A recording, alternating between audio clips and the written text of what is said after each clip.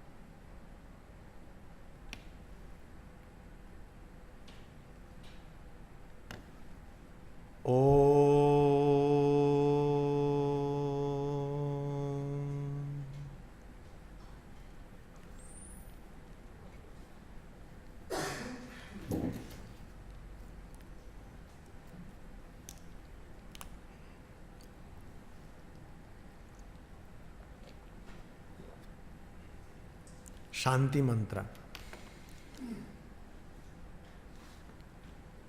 Please repeat after me.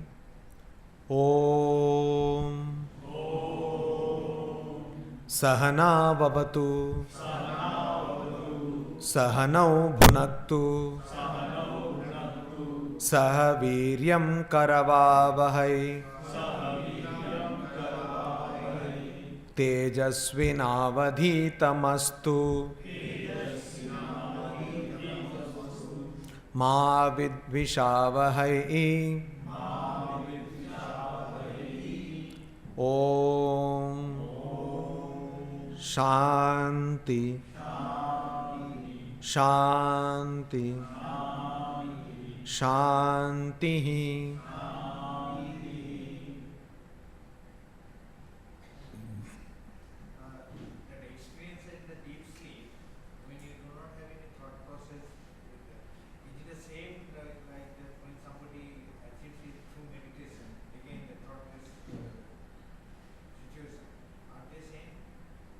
No, because in deep sleep you are not conscious, here you are conscious. You consciously try to achieve that. Though you may not have thought, but still you are conscious of a thoughtless state. You are conscious of a thoughtless state. Whereas in deep sleep, it's only after you have slept deeply that you say that I had a very nice sleep. But at the moment of sleep, deep sleep, in that moment you are not aware of that. Whereas what happens in meditation is we are very much aware of the process of meditation, and we are aware that there is a thoughtless state. In fact, to put it in other words, there is a thought that this is a thoughtless state. So we were discussing Katha Upanishad, calling it death with a difference for the simple reason that what we consider death is not a death, it's just a passing phase. We do not have death. The soul does not have any death. Atman does not have any death. A person who considers Atman to be dying, or a person who considers one to be the killer of another person, both of them do not know the true nature of Atman. So death with a difference because there is no death. Na hanyate hanyamane sharire, and also because this is a different approach to seeing this problem of death. We are all intrigued by what happens after death because we consider death as something which finishes our life, because we consider ourselves as the body-mind complex. Because we consider ourselves as body-mind, we think that death brings an end to this body-mind complex, and so it is the end of ourselves. We confuse our personality with this body-mind complex, and we think that death is ending our personality, which is not the truth. We are much beyond body-mind, we are much more than body-mind, and that is what Swami Vivekananda said when he was echoing this Kathopanishad mantra, and that mantra was Uttishtata Jagrata Prapya Varan Nibodata Shurasya Dhara Nishita Duratyaya Durge Patha Stat Kavayo Vadanti. Arise, awake, and stop not till the goal is reached, was the loose translation by Swami Vivekananda. Uttishtata Jagrata. So it happens so often. Weekend, Saturday, Sunday, you go on an enjoyment spree. You do all sorts of things which you should not do, but you do under the name of weekend. And it actually turns from W-E-E-K-E-N-D from W-E-K-E-N-D. Your weekend becomes a weekend. So you have this hangover. And Monday, you oversleep. You oversleep your alarm, you oversleep everything. So either your wife or your husband or whatever the case may be calls you, and then, or somebody attendant or the home servant calls you, and then you get up. Because you have forgot your commitment towards office, you have forgot your commitment towards the college, you have forgot the time you had to maintain, the whole routine is gone. So you get up late in the morning and the whole day you have to pay the price for it. Some people get up early in the morning, 11 o'clock. So this kind of early rising will not do. So that, arise, awake. So what have we forgotten? We have forgotten our true natures. We have forgotten our true nature. We have forgotten our true personality, which is not the material personality, but the spiritual personality. Spiritual means which is not material, which is not this what you see. We have forgotten that. And that is why the Upanishad says, Uttishtata Jagrata, wake up from this sleep. This sleep, you consider yourself to be limited. You consider yourself to be bound. You consider yourself to be incapable. Whereas in you is infinite potentiality, infinite possibility. So wake up from this. You have this wonderful parable of the lion and the sheep, where there was a flock of sheep and a lioness was there, pregnant, and she wanted to kill a sheep, and she jumped. But that jump, as fate would have it, was the final jump, because she was pregnant and she could not take the load and she passed away. But anyway, the cub was given birth to, and the cub was brought up by sheep. And the cub also, it started bleating like sheep. It started eating grass. It did not know itself. And then one day a lion noticed this, and the lion was ashamed that one of its breed should be acting like a sheep. It was very disgracing to the species of lion. So it went there, and the sheep was running. This lion was running. Younger lion was running, thinking that this lion will come and eat me, because that's what it had seen. All sheep used to run. So it was running. Then he said, "Hey, stop. Where are you running? And whom are you running from? I am lion and you are also lion." I said, No. You see, I am also sheep. Then he said, no. It brought that sheep, that lion, which was thinking itself to be a sheep, to a pond and asked to see the reflection. See, how do you look? You look exactly like me. And you can also roar. And that lion gave a roar. And that is what happens when a guru comes to you, or you go to a guru. The guru says, Tattvamasi, you are that reality, that infinite Sat Chit Ananda Swarupa, the existence, bliss, absolute reality. You are that. And then you say, Aham Brahmasmi. When it dawns upon you that yes, I am that reality, you said, yes, I am Aham Brahmasmi. I am that Brahman, I am that Atman. Now, this is the sleep which the Upanishad wants us to break. It says, Uttishtata, Jagrata. And it says what? It says that you go to the teachers, you go to the enlightened ones, Prapya Varan. You go and meet them. And I said last time also, in the Gita we find this shloka where it is written, Pranipatena Pariprashnena Sevaya. So you meet these people, Jnani, and what Jnaninaha Tattva Upadeshyanti Te Jnanam Jnaninaha Tattvadarshinaha. So you meet these people and you Pranipatena, you serve them. You serve them, Pariprashnena Sevaya, and also you ask them questions, proper questions. You ask them proper questions. Like I was telling, you don't call Tarla Dalal and ask how to cook rice. Tarla Dalal is a very celebrated chef. You asked what? You asked some complicated recipe. You don't ask how to boil water. It's insulting. So you don't go to an enlightened person and ask how to do shopping in big bazaar. That is not the question you should ask. But we are all dabbling in materiality. We are always, Sri Ramakrishna used to put it very eloquently, says a person who eats garlic smells of that, reeks of that smell. So many people morning, if you meet them, they have so nice odor, no? Mouth. You have to be at least so many feet away from that person. So this is what? Pariprashnena sevaya. You have to ask proper questions. You should know what question to ask. So many people would have met Yama. What they say, oh, bachao, bachao, bachao, bachao, humko chhod do. Yama is always encountered by this kind of plea. Only Nachiketa asks, Asti iti chaike, Nayam asti iti chaike. Some people say that we remain after death. Some people say we don't remain after death. What happens after death? Please enlighten me. So this question, proper questioning. How many people met Sri Ramakrishna? How many people asked, have you seen God? And how many people ask with the same sincerity as Narendranath Datta asked? So proper questioning is necessary. We get opportunity, we get people, but we do not ask the question. We ask stupid questions.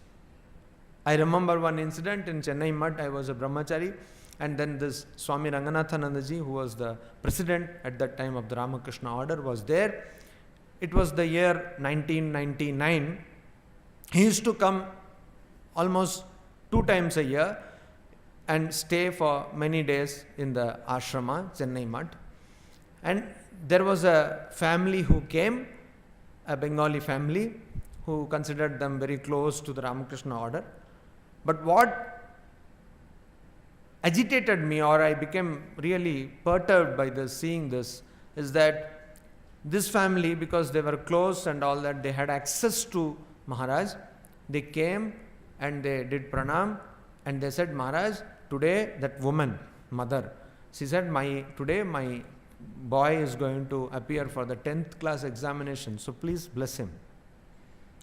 And the very, very possibility of the president, who is the spiritual head of the entire Ramakrishna order, of blessing a boy to appear for 10th class examination was too audacious for me to gulp down. No? But I couldn't tell anything there, but it was too much for me, and that picture remains deeply imprinted on my, how people go to God and ask for, as Sri Ramakrishna says, pumpkin. You need pumpkin, you go to the shop, you will get. Why do you go to God and ask this? Should you really go to the president of Ramakrishna order to get blessings for 10th standard examination? So this is what? Pariprashnena sevaya. We do not understand how to ask questions. It will not come. It will not come. Like in secular sciences, you all know, you are all engineers. You do experiments in, say, physics. You do experiments. Day in and day out you do experiments. And finally you come to a place where it is tricky, you're not getting a solution, and then you ask the question to the professor knows that you have done something. But just like that, you go and ask, you're caught, because they know that you have not tried at all. What you're telling is absolute nonsense. So, like that in spirituality too, which is very much a science, you ask questions only when you have actually attempted something. Pariprashnena sevaya. So, uttishtata jagrata prapya varan nibodata. You go to these enlightened teachers and ask them proper questions, nibodata, and get enlightened by them, prapya varan nibodata. Why? Because surashya dhara nishita duratyaya. Why should I get up? This can be a question. Why should I get up? Anyway, there is a gharwali who will make the food ready. And anyway, they will come and serve. Anyway, I will have everything at my beck and call, so why should I get up? This is also a question. That is the question which haunted the feudal lords of India, Jamindars. You see, even in West Bengal, there were many Jamindars who did practically nothing, whiled away the whole day, did nothing, slept and enjoyed. Their question was, why should I get up? I have enough wealth to squander away anyway. So that is why scriptures are all very logical. They say you should get up. Why? Because it is Shurasya Dhara. This path is not easy. You have to get up and going. Why? Because this path is not easy. It's not that you can lie down and you can get everything. It's not eating pizza, home delivery. No. It's very difficult. You have to strive. You have to strive hard. Abhyasena tu kaunteya vairagyena cha grihyate. Again. Shanai uparamed buddhya dhriti grihitaya. Slowly and steadily only. So you have to try hard. So that is why you have to get up. Why you have to get up? Because Shurasya Dhara Nishita Duratyaya. And it is not like a blunt, again you may say, oh, it's like a edge of a razor, but it's a blunt razor. No, it's a sharpened razor. And Duratyaya, it can be passed only with great difficulty. And who are telling this? Not me or you. Kavayah vadanti. Those people who are wise people. Kavi means also Rishi. Those people who have attained, who have got the realization, they are saying, what they are saying? Durgam patah. Tat patah. That path is Durgam. It's impassable. So in the Himalayas, you would have seen that there was a helicopter which crashed.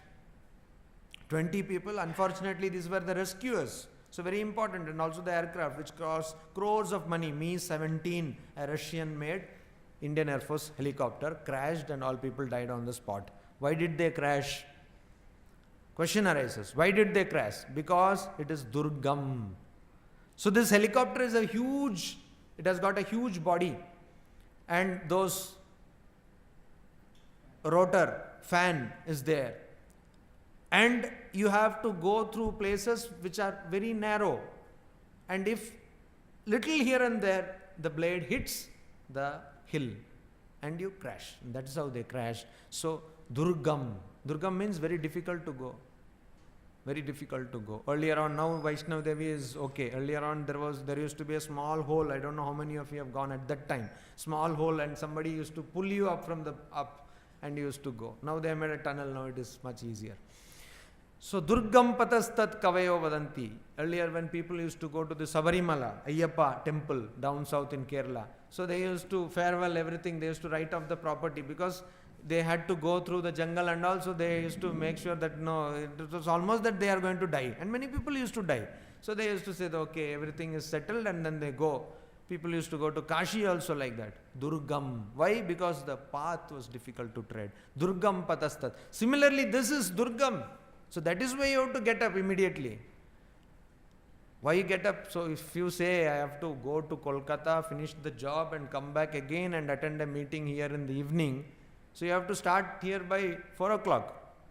You cannot just sleep up to 11 o'clock and then when you will go to Kolkata and when you will do the work and when come here and again another meeting at 4 o'clock or 5 o'clock here. It's not possible. Because from Kharagpur to Kolkata, at least 3 hours you should keep time.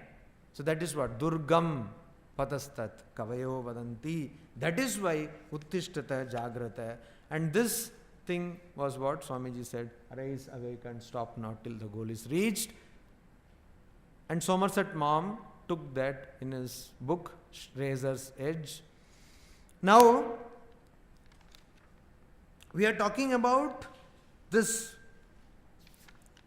Uttishtata. What is that Atman? What is that Atman which has to be seen? What is that Atman which has to be seen?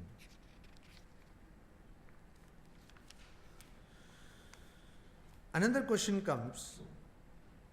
We have never seen Atman. Okay. You have not seen the Atman. How do you say that it is subtle? Suppose I have seen something, I can say, you have seen, okay, rishis have seen, but I don't know, how can you say, how are you taking it for granted that it is subtle?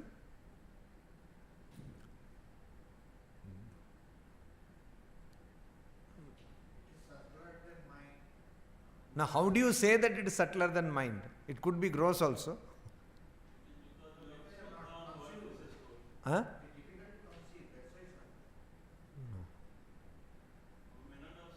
Now, gross also can be difficult to conceive. Black hole is also difficult to conceive, but it is material, gross. Huh? Anyone? It is inside everybody, but still we. Now, that is all. It is there. So, how are you saying that it is subtle? I mean, what is the logic? I want pure logic. It's like we have Swadhan versus like we don't have. It is not that it is very rare. You cannot just, you Not are that it take. is very rare like a black hole, but it is that it is there, omnipresent, present everywhere, but still we don't perceive it. Okay, That's so why it has to be subtle. So if it is the- Mind is that it's neither gross nor subtle. it is subtle, very much subtle.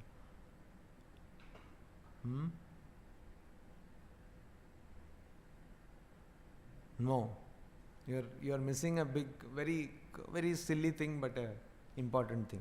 Not very silly, a minor thing, but important thing. What? It is there in everywhere, so we can say that. And even like you see, space, Akasha is also there in everybody.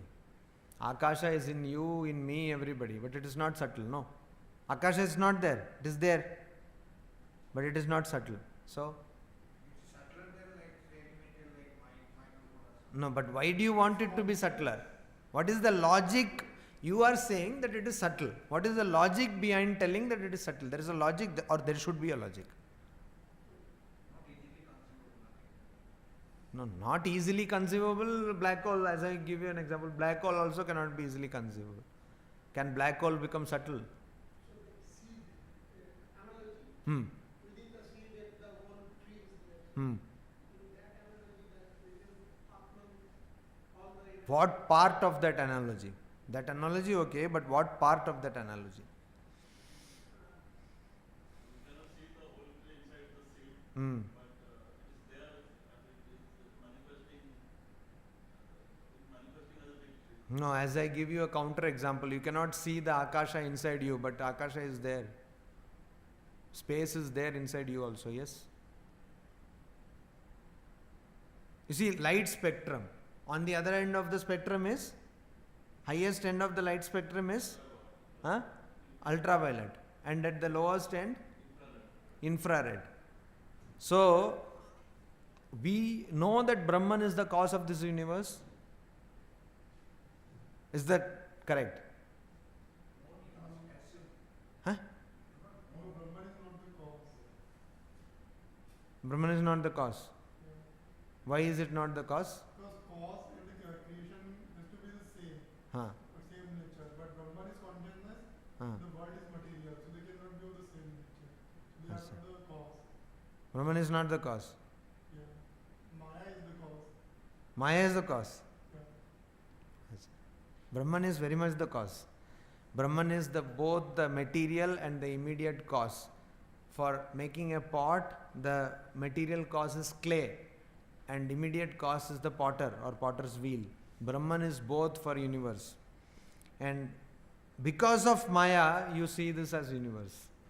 The Upadhi, what you are telling, the limited adjunct, is created because of Maya. But Brahman is the cause, both material and This we saw, I think here also we saw some mantras previously, that immediate and the material cause is Brahman.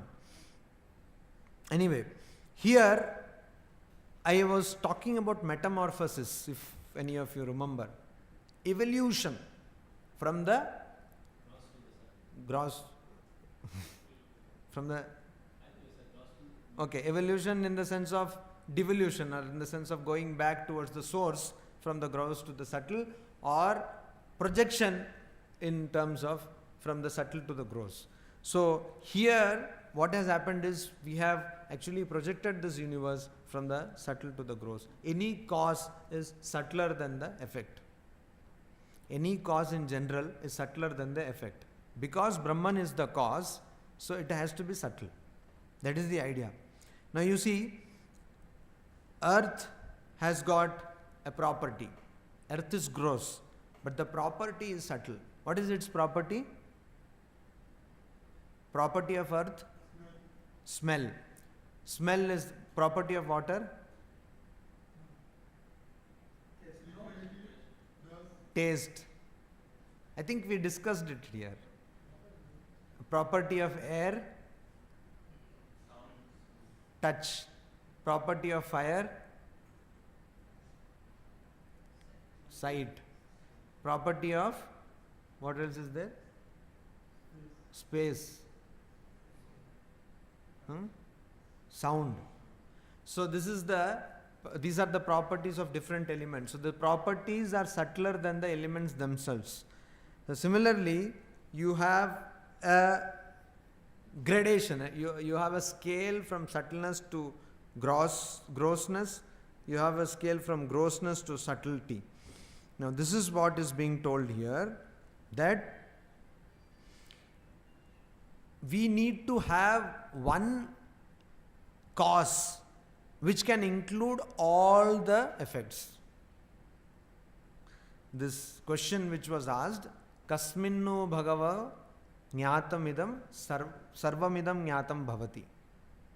What is that one thing knowing which I know everything?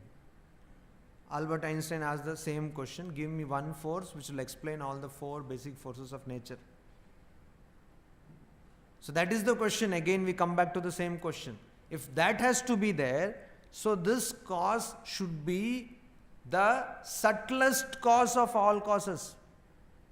That is why you are saying that it should be subtle.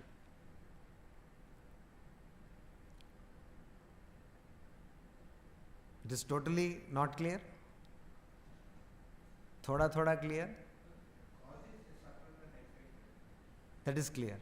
Maharaj, I am little confused. Yes, we all are confused. Cause and effect, from what I have read, it appears that cause and effect are actually both unified in Ishwar, which is a kind of manifestation of Brahman, but not Brahman itself. Cause and effect are unified in Ishvara. Like you are saying that Ishwar is the, Brahman is the, Ishvara is different, Brahman is different. Brahman is different. Yes. But you are saying that Brahman is the cause, but Brahman, Ishwar is the cause and effect. Brahman is not the, and Ishwar are not the same, right? As far as No, where do you get this, that Ishvara is the cause and the effect? And how can Ishvara be the effect? Of course, in one sense, I mean, both the efficient and the Ishvara, Ishwara. Brahman is the, actually, you see,